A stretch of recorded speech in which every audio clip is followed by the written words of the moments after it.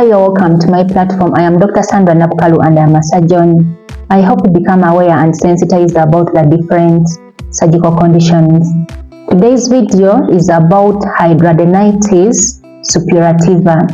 Hidradenitis suppurativa is a condition that is characterized by repeated, long-standing inflammation, that is irritation of the skin. Hidradenitis suppurativa is common in areas of the body where there is a lot of glands called the apocrine glands, especially in areas where skin touches skin. For example, the armpits, the anal area, the buttock region, the fold just below the breasts, the umbilical region, the groin region, the genital areas, the back of the neck, the waist region, and the inner thigh.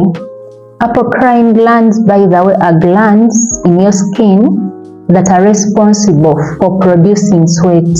The apocrine glands have ducts, tubes that open into the hair follicle, and it is through these ducts, the tubes, where the sweat is transported into the hair follicle, and the sweat can be eliminated onto the surface of the skin, and it can help in regulating your temperatures through the process of sweating.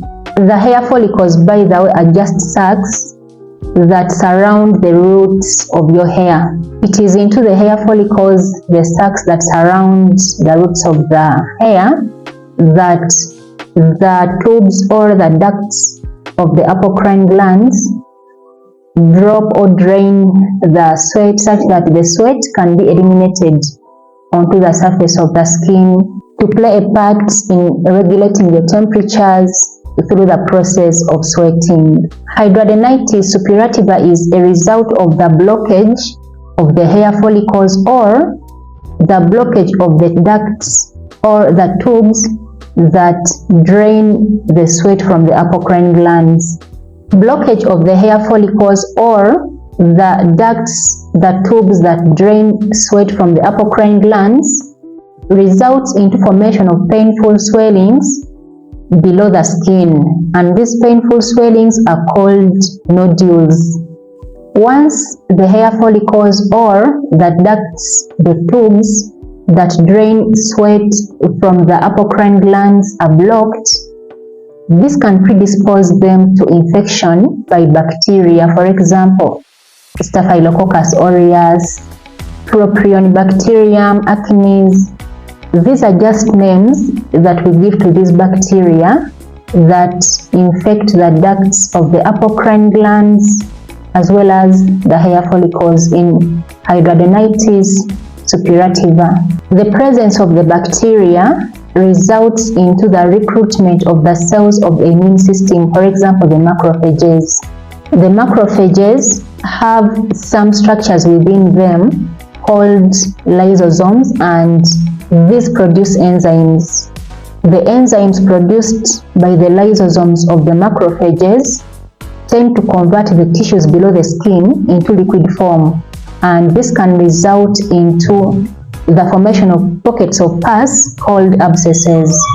With time, there will be formation of channels that connect these pockets of pus, the abscesses, to the surface of the skin. The affected area can heal with scar formation, but the condition can recur in the future. The condition can recur especially in individuals that have the risk factor of getting hidradenitis suppurativa or in the presence of some triggers. The risk factors and triggers of hidradenitis suppurativa include the female gender, especially during their menstruation period. Individuals that have a family history of hidradenitis suppurativa. Individuals that have diabetes mellitus, that is high blood sugar levels. Individuals that are on steroids. individuals that have a poor personal hygiene. Hidradenitis suppurativa is also common in individuals that are obese or individuals that have gained weight rapidly. Individuals that smoke. Actually, smoking can be a trigger of hidradenitis suppurativa lesions on your skin. If the lesions had healed and then you're smoking, the lesions can come back. And also if you're stressed, when you're stressed, the lesions can still come back, they can recur or they can start. And also if you're a person who sweats excessively. Excessive sweating can be a trigger or a risk factor for hidradenitis suppurativa. And this is very common in environments that are hot. When it comes to the signs and symptoms of hidradenitis suppurativa, the signs and symptoms usually start at puberty. Within the first 48 hours, individuals affected by hidradenitis suppurativa will present with excessive sweating, pain, itching, and a burning sensation in the affected area. After the 48 hours, the affected area will develop some nodules. Nodules, by the way, are firm, painful swellings that develop under the skin. After some time, there will be abscesses. Abscesses are pockets of pus, and later on, sinus tracts. Sinus tracts are channels that will connect the abscesses, the pockets of pus, to the surface of the skin. After some time, for example, after weeks or months, the affected area will heal, and it will heal with scar formation. Unfortunately, this healing is short-lived as the nodules, the abscesses, that is the pockets of pus, and the sinus tracts, that is the tunnels or the channels that connect the abscesses, the pus pockets to the surface of the skin, will come back after some time, especially if there are some triggers that have occurred. For example, weight gain, stress, excessive sweating, smoking, or if the individual is inherently predisposed to hidradenitis suppurativa. For example, they have a family history, they are female by gender, or they are in their menses, females in their menses. Hidradenitis suppurativa is classified into 3 stages, and this is dependent on the severity of the condition. Stage 1 is 1 or multiple abscesses, that is pockets of pus with no tunneling or scar formation. Stage 2 is multiple abscesses separated by normal skin but with some tunneling.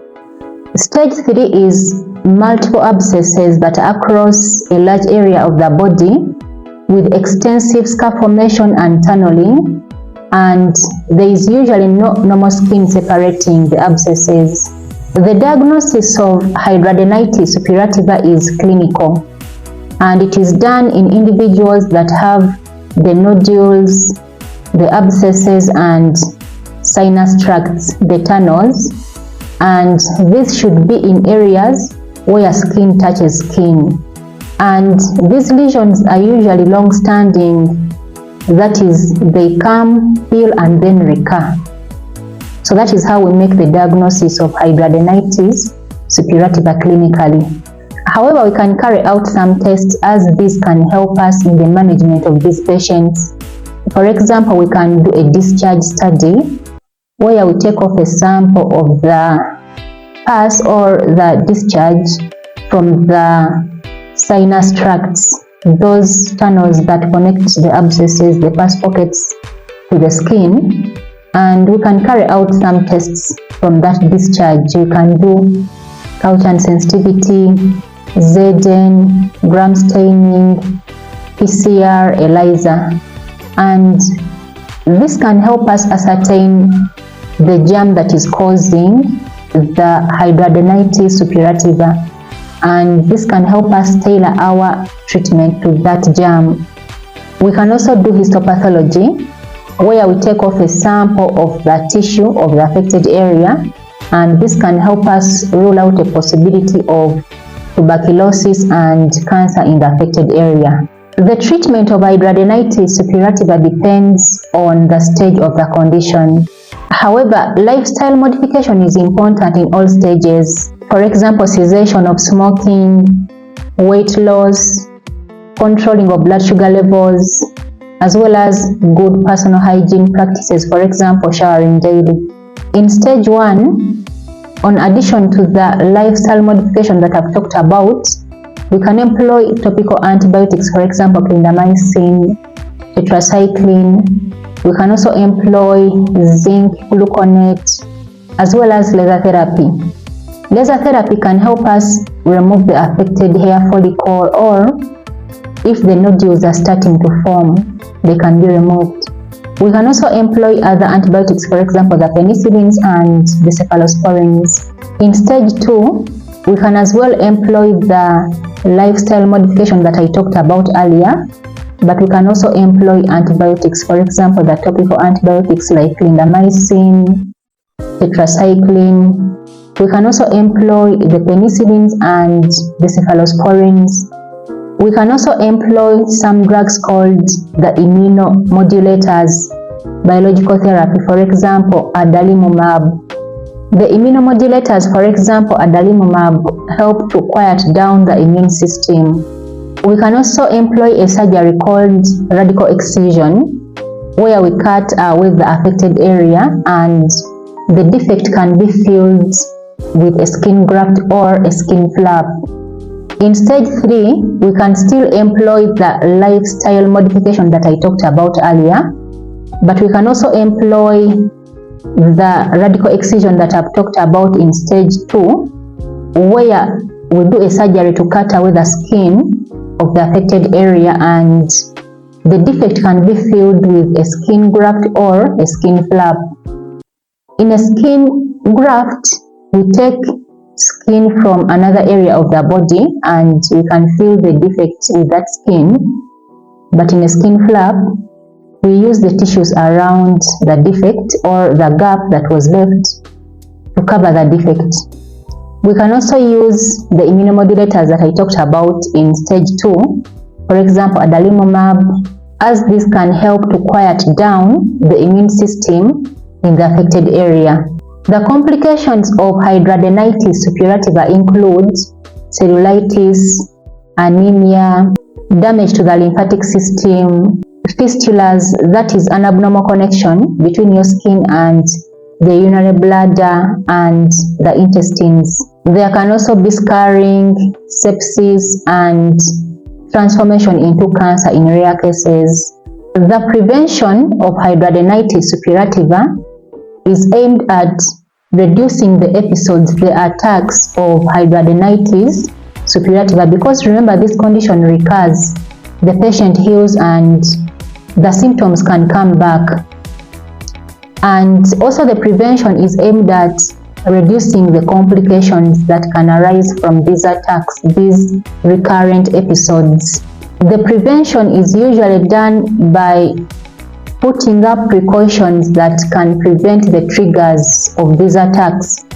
For example, by quitting smoking, by losing weight, especially in individuals that are obese, by wearing loose-fitting clothing, as this can prevent excessive sweating, by staying indoors, especially if it is very hot outside, as this can also prevent excessive sweating, as well as using unscented deodorants and skin products, as these are very gentle to the skin.